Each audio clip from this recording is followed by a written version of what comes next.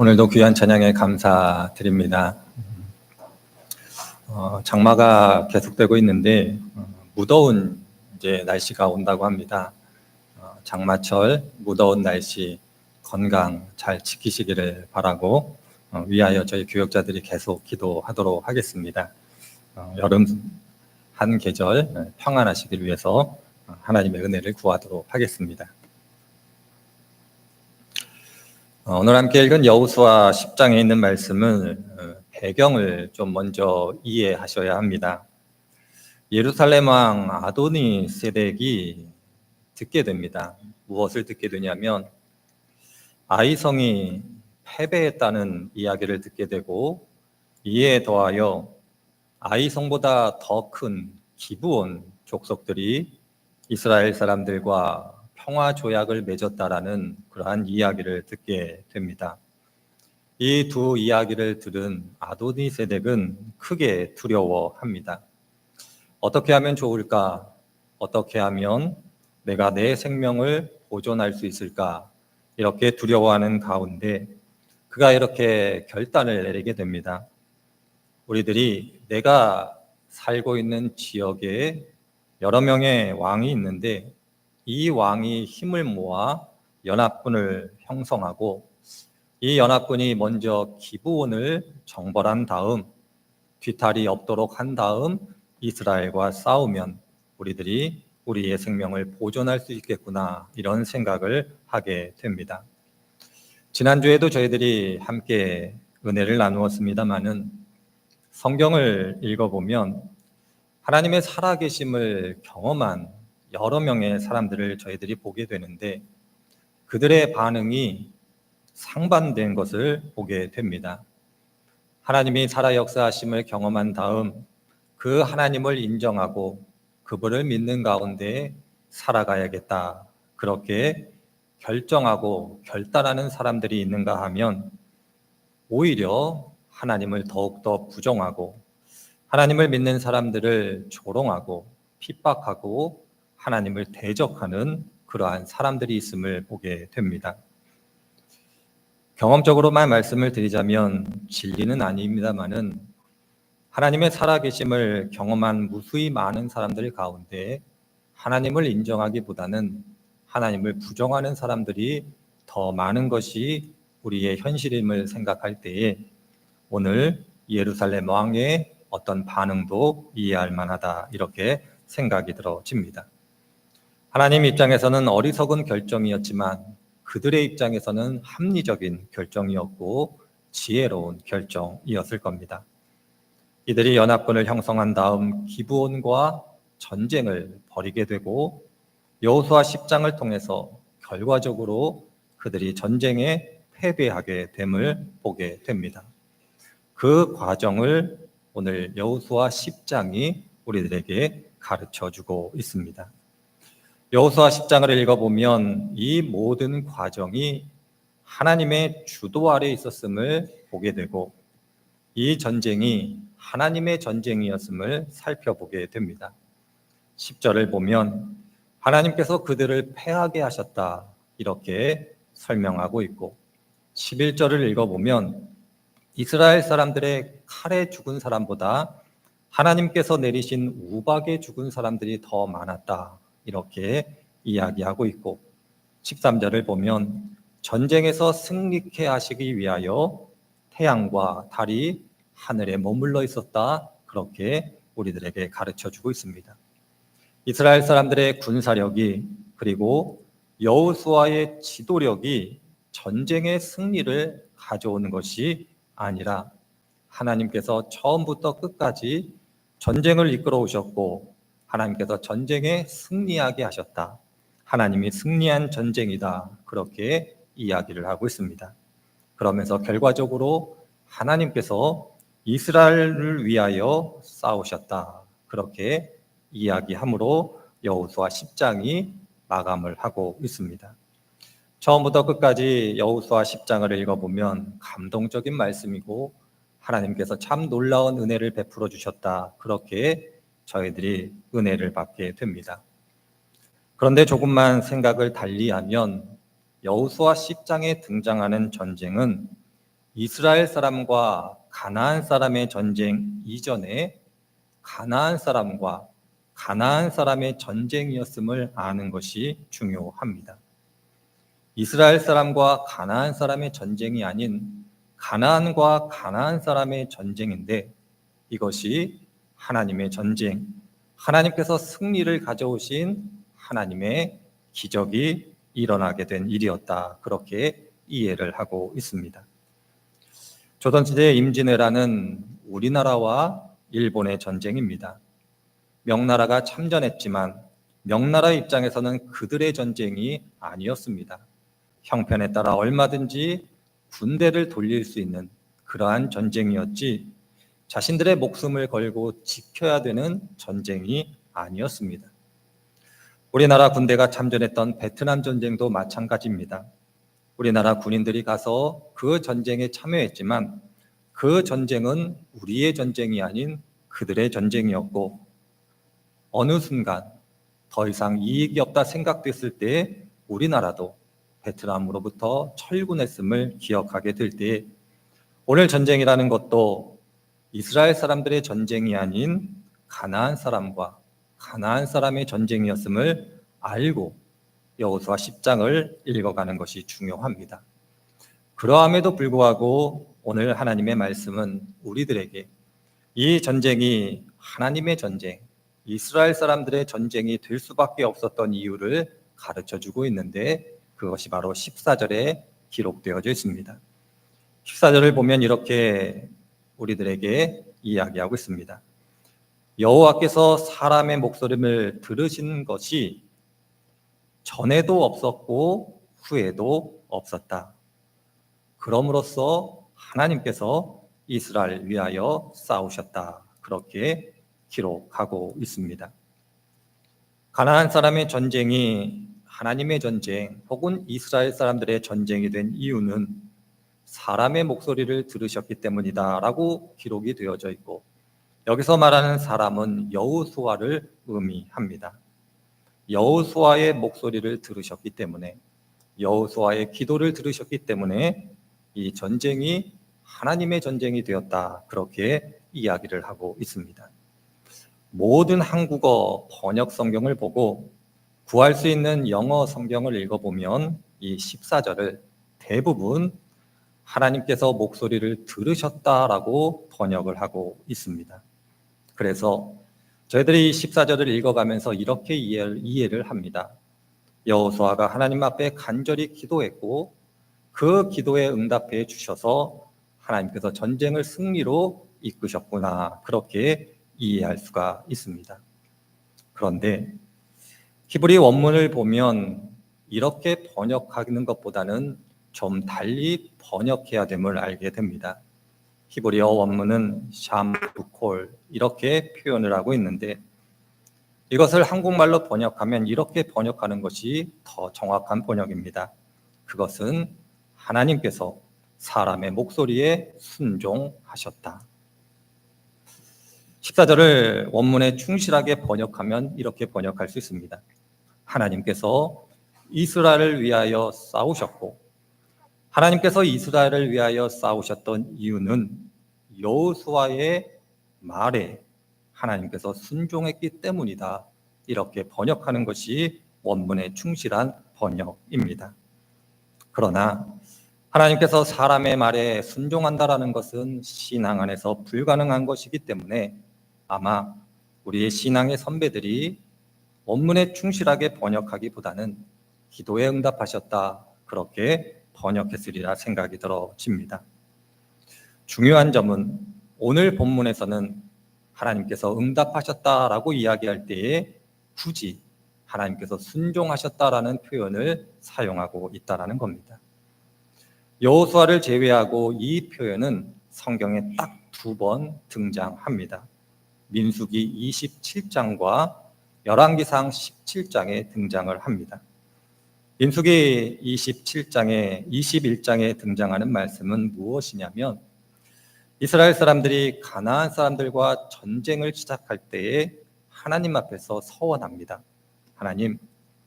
하나님께서 우리와 함께 하시고 이 전쟁을 승리케 하시면 우리들이 가나안 사람들을 모두 죽이겠습니다. 그렇게 하나님께 서원하는 장면을 우리들에게 보여주고 있습니다. 이 서원이 있은 다음 하나님께서 이스라엘 사람들의 그 요청에 응답하셨다, 순종하셨다, 그렇게 표현하고 있습니다. 이스라엘 사람들이 하나님께 서원하고 그 서원을 신실하게 지켰을 때에 하나님께서 그들에게 순종하셨다, 응답하셨다, 그렇게 우리들에게 가르쳐주고 있습니다. 민수기 본문이 우리들에게 이야기하는 것은 하나님의 응답을 가져오게 된 근원적인 이유는 이스라엘 사람들의 신실함에 있다, 그렇게 이야기하고 있습니다. 열왕기상 17장에 있는 말씀은 엘리야가 사르밧 과부를 만나는 장면 속에 등장합니다. 하나님께서 가뭄이 깊었을 때에 엘리야를 부르십니다. 그리고 엘리야를 사르밧 과부에게 보내시면서 이렇게 말씀하십니다. 너는 그녀에게 가서 먹을 것을 달라고 해라. 그리고 그 여인이 너에게 먹을 것을 주면 가뭄이 끝나는 날까지 내가 그의 가족을 돌볼 것이다. 그렇게 엘리야에게 하나님께서 약속을 하십니다. 하나님의 이 말씀을 들은 엘리야는 사르밧 과부를 방문하고 그에게 먹을 것을 요청합니다. 그 과정 속에서 사르밧 과부는 엘리야를 믿었고 하나님을 믿었기 때문에 아낌없이 자기가 가지고 있었던 모든 것을 다 들여 엘리야를 대접하게 됩니다. 그리고 성경에 의하면 그때부터 먹을 것이 끊이지 않게 되었다, 그렇게 이야기하고 있습니다. 그런데 얼마 지나지 않아 그 과부의 아들이 병으로 죽게 되는 일이 벌어지게 됩니다. 이 일을 들은 엘리야가 그 죽은 아이를 붙들고 하나님께 간절히 기도합니다. 하나님께서 과부를 돌보시겠다라고, 그의 가족을 돌보시겠다라고 약속하여 주셨는데 어떻게 이러한 일이 일어날 수 있겠습니까? 간절히 하나님께 부르짖어 기도하고 아이를 살려달라고 간구했을 때 하나님께서 엘리야의 기도에 응답하십니다. 그때의 표현이 샤마 부콜, 하나님께서 엘리야의 기도에 순종하셨다, 그렇게 우리들에게 가르쳐주고 있습니다. 엘리야가 하나님께 기도하고 응답받을 수 있었던 이유도 하나님의 신실함에 기초한, 하나님의 신실하심을 요구한 기도였기 때문에 그 기도가 응답되어졌다. 다시 이야기하자면 하나님께서 순종하실 수밖에 없었다, 그렇게 표현하고 있습니다. 민수기에 있는 말씀도 열왕기상에 있는 말씀도 우리들에게 가르쳐 줄 때에 신실함이 하나님의 응답을 가져오게 되었다, 그렇게 가르쳐 주고 있습니다. 바로 오늘 함께 읽은 여호수아 10장에 있는 말씀도 이것을 우리들에게 가르쳐 주고 있습니다. 하나님께서 하나님의 전쟁으로 만들어 가신 이유, 이스라엘을 위하여 싸우신 이유, 그 이유는 여호수아의 기도, 그 기도 때문이었는데 그 기도가 하나님 보실 때 신실함에 기초한 기도였기 때문에 하나님께서 응답하셨다, 그렇게 이야기하고 있습니다. 그런데 중요한 것이 있습니다. 우리들이 여호수아 9장을 통해서 알게 되는 것, 이스라엘과 기브온이 맺은 조약은 거짓에 기초한 조약이다라는 것을 여러분들이 아실 줄 압니다. 기브온이 여호수아에게 와 자신이 전쟁을 하게 되었으니 도와달라고 요청을 합니다. 거짓에 기초한 조약을 맺은 당사자가 와서 도와달라고 요구를 합니다. 이 약속을 지킬 것인가, 지키지 말 것인가, 아마 여호수아에게는 큰 고민이었을 겁니다. 이 자리에 계신 분들이 여호수아라고 한번 생각해 보시면 어떨까요? 누군가가 나를 맺어서, 나를 속여서 거짓된 조약, 약속을 했습니다. 그리고 그 사람이 와서 나에게 요구합니다. 약속을 지키라고. 그러면 여러분들은 그 약속을 지켜야 된다고 생각을 하십니까? 지키지 않아도 된다고 생각을 하십니까? 저희들의 인생을 살아가면서 모든 사람이 동의하는 것, 예외 없이 맞다라고 여기는 것 한 가지가 있습니다. 그것이 무엇이냐면 절차가 중요하다라는 겁니다. 절차상의 문제가 있으면 그 결과가 무효라고 다들 인정하실 겁니다. 법원의 판결도 그렇고 우리들이 살아가고 있는 일상의 삶도 그렇고 사람과 사람과의 관계 속에서도 그렇고 과정이 잘못되고 절차가 잘못되면 그 결과가 무효가 된다라고 다들 이해하고 동의하실 겁니다. 결과도 중요하지만 과정도 중요합니다. 결과가 중요하다라면 더더욱 과정이 중요하다라는 것 여러분들이 아시고 인정하실 겁니다. 그렇다면 여호수아는 기브온과 맺은 약속을 지켜야 될까, 지키지 않아야 될까? 여러분들은 어떻게 답변하시겠습니까? 이에 더하여 기브온 족속과 맺은 언약은, 조약은 그들을 죽이지 않겠다라는 조약이었지, 그들이 어려움을 당하게 되었을 때에 그들을 돕겠다는 조약은 아니었습니다. 이러한 상황 속에서 여호수아에게와 도움을 요청하는 기브온 사람들의 요청, 이 요청을 어떻게 해야 할까? 여호수아는 정말 많은 고민이 있었을 겁니다. 하나님은 여호수아가 어떻게 행동하고 어떻게 판단하고 어떻게 결정하기를 원하셨을까? 함께 생각해 볼 때 오늘 여호수아 10장은 우리들에게 명확하게 답변해 주고 있습니다. 그것은 거짓되고 잘못된 조약이지만 그 약속을 신실하게 지키는 것이 하나님의 백성의 도리다라고 그렇게 이야기하고 있습니다. 왜냐하면 여호수아 9장을 통해서 기브온 사람들은 이제 가나안 사람이 아니라 그들의 형제가 되었기 때문에 그러합니다. 하나님의 약속된 기업을 상속받는 자는 아니었지만 하나님의 전에서 물을 깃고 나무를 베는 그러한 하나님의 백성이 되었기 때문에 그들을 도와야 된다라고 성경이 가르쳐주고 있습니다. 바울의 표현대로 이야기하자면 믿음이 연약한 형제라고 말씀드릴 수가 있을 겁니다. 기브온 사람들은 하나님 보실 때에 믿음이 연약한 너희들과 더불어 함께 살아가야 될 나의 백성이다, 그렇게 인정하고 여겨주고 계십니다. 사도 바울이 그의 서신을 통해서 많은 곳에서 우리들에게 가르쳐주는 바가 무엇입니까?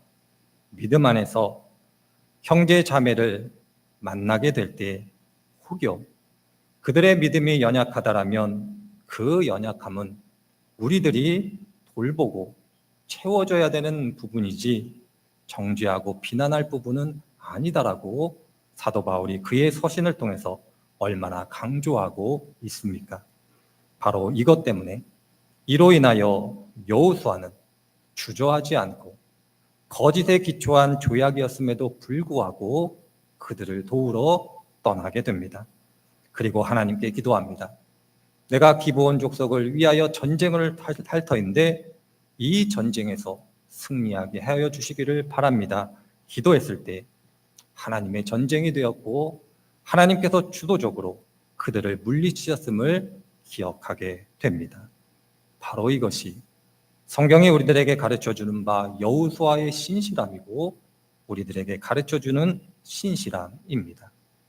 그러할 때 한 가지 더 생각해 볼 것이 있습니다. 우리들이 이 신실함을 행하기 위해서는 하나님께서 우리들에게 어떻게 하나님의 신실하심을 보여주었는가를 아는 것이 필요합니다. 우리들도 하나님 입장에서는 기브온 족속일 수 있음을 기억해야 하기 때문에 그러합니다. 호세아서를 읽어보면 하나님께서 호세아를 부르시고 이렇게 말씀하십니다. 너는 가서 음란한 여자와 결혼해 음란한 자녀를 낳아라. 호세아 선지자의 입장에서는 하나님의 이 말씀이 어땠을까 생각해 보면 당황스러웠을 겁니다. 정숙한 여인과 결혼해 그 정숙한 여인과의 사이에서 아이를 낳아라. 그러면 그 말씀에 순종하겠는데 하나님께서는 굳이 음란한 여자와 결혼하라고 말씀하시고 그 여자와 결혼해 음란한 자녀를 낳으라고 말씀을 하십니다. 하나님께 부르심을 받은 호세아이기 때문에 그 말씀에 순종함으로 고멜이라는 여자와 결혼하게 됩니다. 그리고 하나님의 말씀대로 그 여인과 음란한 자녀를 낳게 됩니다. 자녀를 낳고 얼마 지나지 않아 고멜은 다른 남자를 찾아 호세아를 떠나게 됩니다. 호세아의 마음, 심정이 어땠을 것인가 짐작해 볼 수 있습니다. 그때 하나님께서 호세아에게 다시 말씀하십니다. 너는 다시 가서 고멜을 데리고 와라. 그리고 그와 더불어 함께 결혼 생활해라. 그렇게 말씀하십니다. 호세아 선지자는 이 말씀을 듣고 고멜을 은 15개, 보리 호멜반으로 다시 사와 가정을 꾸리게 됩니다. 호세아 선지자를 통해서 우리들에게 가르쳐 주시는 바, 어떻게 보면 고멜이라고 불리우는 여인은 이스라엘 백성이고 우리들일 수도 있습니다. 그러함에도 불구하고 하나님은 그런 사람도 나의 아내로, 나의 사랑하는 자로 여겨주심을 호세아를 통해서 우리들에게 가르쳐주고 있습니다. 예수님께서도 뭐라고 말씀하십니까? 너희를 사랑하는 사람을 사랑하면 어찌하겠느냐? 세리도 그와 같지 않냐라고 말씀하고 계시며 형제와 자매에게만 무난하다라면 이방인도 너희들과 다를 바가 없다라고 그렇게 말씀하시는 예수님의 말씀을 기억하게 됩니다. 세리, 이방인, 이들과 뛰어넘는 무엇인가가 하나님의 자녀, 하나님의 백성에게는 있어야 됨을 성경이 우리들에게 가르쳐주고 있습니다. 하나님의 신실함이라는 것은 다른 데 있지 않습니다. 우리를 이해하시고 우리를 용납하시고 우리를 위하여 희생하셨기 때문에 하나님은 우리들에게 신실함을 베풀어 주실 수 있으셨습니다. 우리들의 믿음 안에서 연약한 형제 자매들에게 우리의 신실함을 보여주기 위해서도 우리 또한 그들을 이해하고 그들을 용납하고 그들을 위하여 희생하는 것이 필요하다. 그렇게 하나님께서 말씀하고 계십니다. 여호수아는 기브온 사람들을 이해했고 그들을 용납했고 그들을 위하여 목숨도 아끼지 않았기 때문에 그가 하나님께 전쟁을 위하여 기도했을 때 하나님께서 샤마 부콧 곧 순종하셨음을 성경이 우리들에게 가르쳐주고 있습니다. 여러분들이 하나님께 기도의 응답을 받으시기를 원하십니까? 그리고 여러분들이 하시는 기도마다 하나님께서 들어주시기를 원하십니까? 그러면 여러분들도 믿음 안에서 연약한 형제들에게 하나님의 신실하심을 보여주시기를 바랍니다. 그러면 하나님께서 여러분들의 기도에 응답해 주실 뿐만 아니라 하나님의 신실하심도 우리들로 하여금 경험케 하실 겁니다. 믿음의 공동체, 신앙의 공동체는 하나님이 신실하니 너희도 신실하라라는 이 말씀이 그대로 이루어질 때 든든하게 서가는 것이고 우리의 믿음의 길, 신앙의 길 또한 이 과정 가운데 하나님의 살아 역사하심을 경험함을 잊지 않으시기를 바랍니다.